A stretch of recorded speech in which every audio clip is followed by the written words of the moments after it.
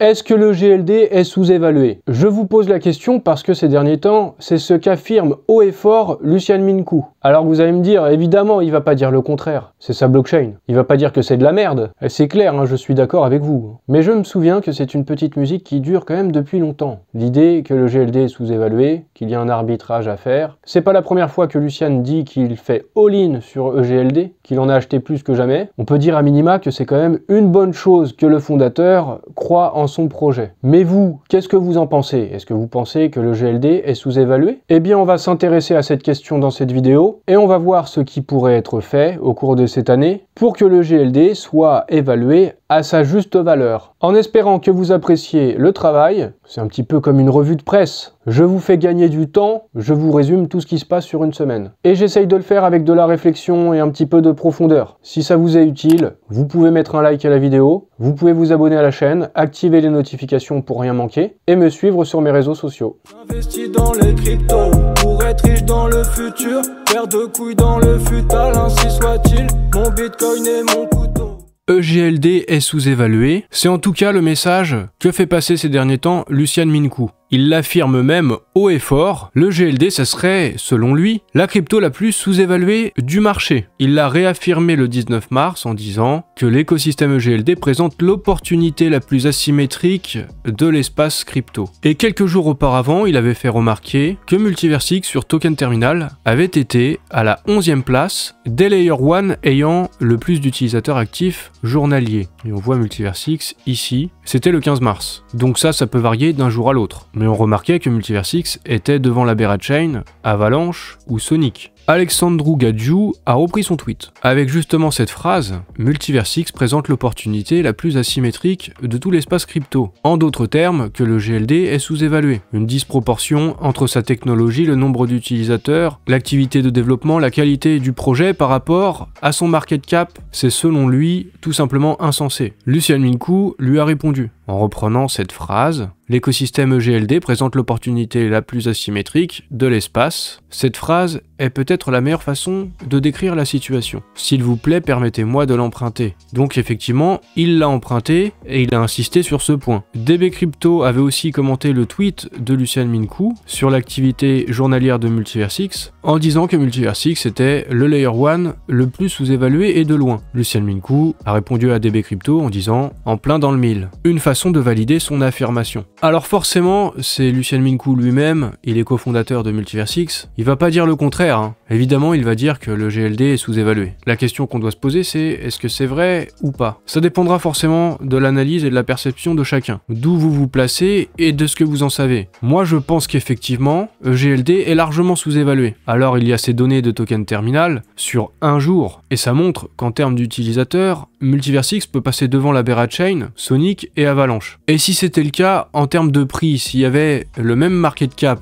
pour le GLD que pour ces différentes blockchains, eh bien pour Berachain, le prix de le GLD serait de 24,70 $. Ce serait un multiple de 1,37. Pour Sonic, le GLD serait de 59,22 $. Ce serait un multiple de 3,28. Et pour Avalanche, si le GLD avait le même market cap, le prix serait de 282,69 $. Ce serait un x 15,64. Alors ça, c'est les transactions pour une seule journée sur Token Terminal, mais ça fait déjà un certain temps qu'on voit que Multiversix, en termes d'utilisateurs quotidiens, et pas sur une seule journée, ça rivalise avec Avalanche ou ça rivalise avec Cardano. Il y a au moins autant d'utilisateurs si ce n'est plus. Donc en soi on peut comparer avec Avalanche ou Cardano, et avec Cardano le multiple serait encore plus important qu'avec Avalanche. Pourtant, toutes ces blockchains semblent plus attirantes pour les spéculateurs, pour les investisseurs, elles ont plus de visibilité. Mais le nombre d'utilisateurs sur une blockchain, c'est pas le seul critère, il y en a d'autres. Si on regarde la technologie de Multiversix, sa sécurité, l'expérience utilisateur, on s'aperçoit qu'effectivement le GLD est sous-évalué par le marché. En ayant ce fondamental-là, le GLD pourrait être bien mieux valorisé. Il y a des projets avec des fondamentaux beaucoup plus dégueulasses qui sont beaucoup plus valorisés par exemple. Mais la vérité, c'est que le monde n'est pas juste.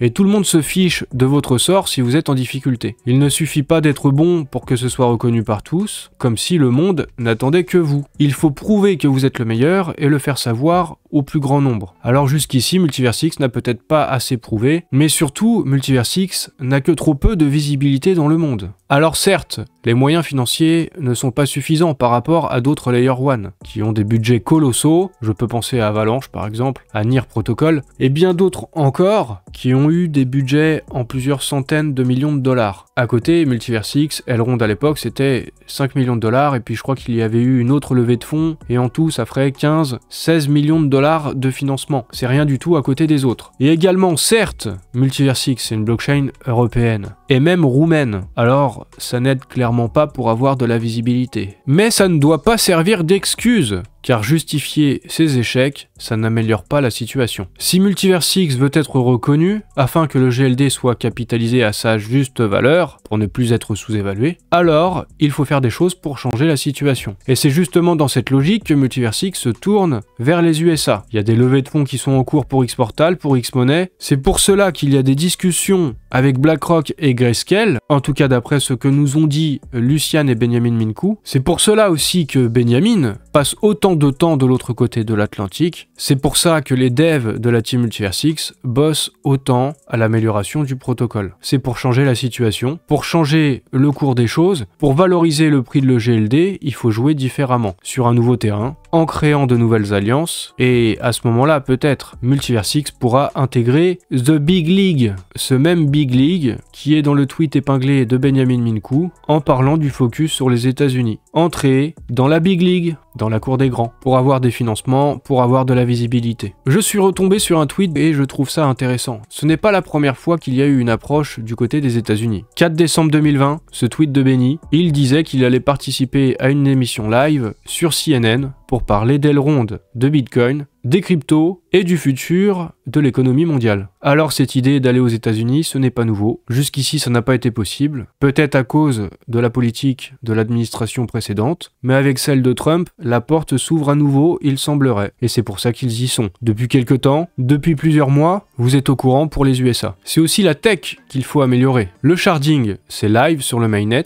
La finalité des blocs en 1 seconde, c'est live sur le testnet interne. Et les 600 millisecondes de block time, c'est en développement. Pour avoir des transactions très rapides, ajouter de nouveaux blocs quasiment instantanément, 600 millisecondes, ça dépend du block time. Pour que la transaction soit inscrite définitivement sur la blockchain, ça dépend de la finalité du bloc. Et là, le développement, le but, c'est de l'amener à 1 seconde. Une fois que ça se sera fait, les transactions seront quasiment instantanées. Lucian Minkou a aussi fait ce tweet. Le sharding, plus la finalité de bloc en 1 seconde, plus les 600 millisecondes de block time, ça donne une machine à état mondial durable. Une sorte de super ordinateur pour le monde. Mais il semblerait que ça ce soit seulement l'étape 1, parce que Lucian Minkou nous a parlé d'une étape 2. Après les 600 millisecondes, ce sera les 400 millisecondes, et ensuite les 200 millisecondes. Robert Sassou a surenchéri avec l'étape 2, en confirmant que l'intention c'était d'aboutir à 200 millisecondes de block time. C'est absolument énorme, alors ça on sait pas quand. Mais il a rajouté aussi que les TPS devraient passer de 30 000, puis à 100 000, puis à 1 million, et encore au-delà. Passer sous la seconde, et donc les 600 millisecondes, ça c'est prévu pour cette année. Le reste, je ne pense pas, je pense que c'est pour plus tard. Mais l'idée derrière ça, c'est la scalabilité, l'évolutivité de la blockchain Multiversix. Et en effet, une blockchain qui est véritablement évolutive mériterait d'être mieux évaluée par le marché. Toujours sur ce point de la tech, je vais me référer au thread de Benjamin Minkou. Ça datait du 5 février. Selon ce thread, pour nous expliquer les plans de cette année en 2025. L'accent est mis sur la vitesse du réseau, avec une finalité inférieure à la seconde. 2025 sera l'année où la vitesse du réseau sera augmentée. Au cours de l'année 2024, tout a été préparé. Ils ont préparé le terrain pour la plus grande mise à niveau du réseau de l'histoire de Multiversix. Dès sa création, Multiversix disposait déjà d'une bande passante et d'une évolutivité inégalée grâce au sharding. Il faut maintenant faire passer toute l'infrastructure au niveau supérieur avec l'amélioration la plus attendue et la plus convaincante du réseau, de l'expérience utilisateur et de l'écosystème. La finalité en moins d'1 seconde. Et ça devrait changer la donne. Avec une meilleure expérience utilisateur, des coûts plus rationalisés, une bande passante encore plus élevée pour l'ensemble du réseau. C'est une étape importante et c'est prévu pour Q3 2025. Ça fait partie des choses nécessaires pour changer le cours des choses et valoriser le prix de l'EGLD. C'est aussi le genre de choses chose qui peut inciter des investisseurs à financer Multiversix. Et avec ces financements, on obtient plus de visibilité. Et donc, le marché, voyant cela, fait son arbitrage. Et dans cette logique, avec cette stratégie, ce qui est espéré, c'est une réévaluation positive de l'EGLD. En tout cas, je vous en parle depuis un moment, mais effectivement, l'activité de développement continue de croître sur Multiversix, fortement, depuis plusieurs mois maintenant. On retrouve encore Multiversix dans ce classement, qui date du 14 mars 2025. Je change un peu de sujet, mais en fait pas tellement. Je vais vous parler d'un tweet de Benjamin. Qu'est-ce qu'il nous dit? Il confirme en quelque sorte la stratégie que je vous ai décrite plus tôt. Apparemment, il a des semaines pleines, intenses et productives à venir. Bon, après ça, c'est toujours à peu près pareil. Mais il s'est rendu à Bahreïn pour 2-3 jours, des réunions stratégiques, et direct après, il retourne aux États-Unis, à New York, pour une autre série de constructions sur le terrain. Si les produits et la technologie retiennent à juste titre notre attention, ce sont les personnes inventives qui, le plus souvent, nous permettent de découvrir de nouvelles perspectives importantes, d'ouvrir les portes de nouveaux réseaux et de saisir des opportunités cruciales. Ce qu'il faut comprendre de ce blabla, c'est que tous ces déplacements à droite à gauche, c'est pour le réseau, ouvrir des portes et avoir de nouvelles opportunités. Il investit du temps dans le développement de ses relations. Et avec le temps, ça offre des rendements composés les plus élevés. C'est ça qui permettra une meilleure évaluation par le marché de l'EGLD. Mais j'ai commenté la réponse de Benny parce que j'ai l'impression qu'on n'est pas suffisamment tenu au courant, ou en tout cas on aimerait en savoir plus. Et je me fais un peu le porte-parole de la communauté pour exprimer ces choses-là. Alors d'ailleurs, n'hésitez pas à mettre des likes à droite à gauche, sur mes différentes vidéos, pas seulement celle-ci. Puis bon bah après vous faites ce que vous voulez, mais en tout cas j'apprécie. J'ai demandé à Benjamin, pourrait-on annoncer une date pour partager les progrès avec la communauté? C'est vrai qu'on aimerait être tenu au courant, savoir où est-ce qu'on en est, peut-être organiser un nouveau Community Town Hall, ou même juste faire un long article de blog pour nous dire où est-ce que ça en est. La communauté veut aussi savoir où est-ce qu'on en est du côté des levées de fonds pour Xportal et Xmoney. Également, la nomination d'un nouveau président pour la fondation Multiversix. Qu'en est-il? Et comment Multiversix progresse aux États-Unis? Parce qu'on sait qu'ils y sont. A priori, c'est pas juste pour les vacances, c'est pas juste pour le tourisme, c'est pas juste pour manger des hot dogs. Mais s'il y a des choses qui peuvent nous être dévoilées, s'il vous plaît, faites-le. Dites-nous. Surtout dans des périodes difficiles comme actuellement. On veut savoir où est-ce qu'on va. Alors bon, j'ai pas de réponse, mais dans la foulée, Adam Bates a fait un tweet, et quelque part, ça y répond un petit peu. Hasard, coïncidence et tout, je sais pas, mais ça répond aussi sûrement à un besoin de la communauté d'une manière générale. Donc, que dit Adam Bates, qui est quand même là depuis un petit moment, et on voit pas forcément de grands changements encore. Tout d'abord, il nous dit qu'il partage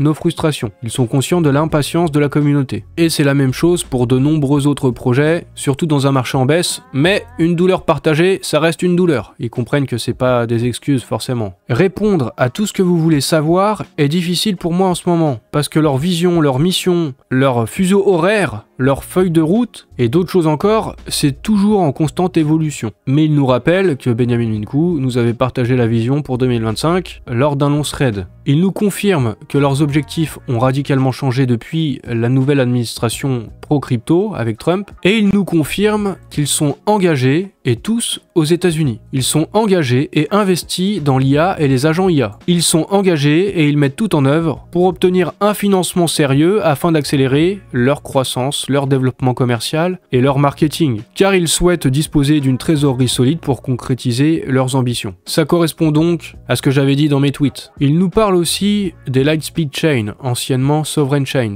Donc ça, c'est toujours prévu pour 2025. Par contre, on ne nous reparle pas d'Axelar. Limite, je me demande, est-ce que ça peut concerner Axelar à un moment? Je ne sais pas, je dis juste ça comme ça. Sovereign Chain, Axelar, interopérabilité, on verra. Pour résumer le tweet d'Adam Bates, l'argent c'est le nerf de la guerre, Multiversix en a besoin pour faire croître EGLD. Et l'argent, ça se trouve aux États-Unis. Donc voilà, pour le War Mode, il faut de la thune. J'essaye toujours de simplifier au mieux les idées. Pour faire des vues, il faut des likes. Voilà, j'essaye aussi de simplifier avec un couteau, ça aide à comprendre, c'est visuel. Un couteau, un like. Un couteau ou la vie, voilà. La bourse ou la vie, vous avez capté? Hop, merci. En tout cas, moi j'essaye d'en savoir plus aussi. J'essaye de comprendre au-delà de ce qui est dit explicitement, au risque de me tromper aussi, mais je peux aussi viser juste, et là je pense que c'est le cas. Benjamin Minkou à Bahreïn, pourquoi? Eh ben c'est probablement dans le but d'obtenir une nouvelle licence pour Xmoney. et pour pénétrer le marché du Moyen-Orient et de l'Afrique du Nord. Parce que je vous rappelle, c'était il y a quelques temps de ça, quand on nous a parlé des 3 stablecoins de X-Money Global, Greg Surunis avait donné une interview pour un média. Il était bien question d'une expansion en Afrique, en Amérique latine et des plans pour obtenir une licence à Bahreïn. Donc tout ça est plutôt logique. Lucian Mincu était aussi présent à Bahreïn, ainsi que Greg Surunis. Ils se sont pris en photo ensemble. Donc là, clairement, pas de doute, ça concerne bien X-Money ce déplacement. À propos d'X-Money, Lucian Mincu nous a confié quelques trucs. Alors qu'il faisait face à des défis avec X-Money, à un moment, il a eu besoin d'un retour à la réalité et il a décidé de lire The Founders, un livre sur les débuts de PayPal et de X, et sur les défis qu'ils ont rencontrés. Tout d'abord, c'était amusant de voir à quel point notre feuille de route correspondait à ce qu'ils essayaient de construire il y a de nombreuses années. Oui, moi aussi, je m'en suis amusé dans pas mal de vidéos. Je me suis dit, tiens, ils sont en train de construire exactement ce que Elon Musk veut faire. Deuxièmement, et surtout le principal point à retenir, c'est que d'une manière générale, 90% des startups échouent. Dans le Web 2, l'une des principales raisons de l'échec des startups de paiement, c'est la sécurité. Avec le Web 3, c'est encore plus complexe. La sécurité est et sera toujours l'un des facteurs qui vous font ou vous défont. Dans le cas de Multiverse X et de X-Money, il faut souhaiter que ça les fasse plutôt qu'autre chose. C'est peut-être un de ses avantages, la sécurité, qui fait dire à Lucian Mincu que le GLD est sous-évalué. Quoi qu'il en soit, la conquête des États-Unis se poursuit, le mode institutionnel est activé et les frères Mincu se rendent à New York pour le Digital Asset Summit 2025. J'espère que vous avez apprécié la revue de presse, la mise en perspective aussi, la mise en contexte, sur cette question d'une sous-évaluation ou non du prix de l'EGLD. Vous pouvez aussi me faire part de ce que vous en pensez, comment vous voyez les choses dans cette période difficile en plus. J'espère que vous appréciez mon travail. Vous pouvez liker la vidéo pour me récompenser, vous pouvez vous abonner à la chaîne, activer les notifications et me suivre sur mes réseaux sociaux.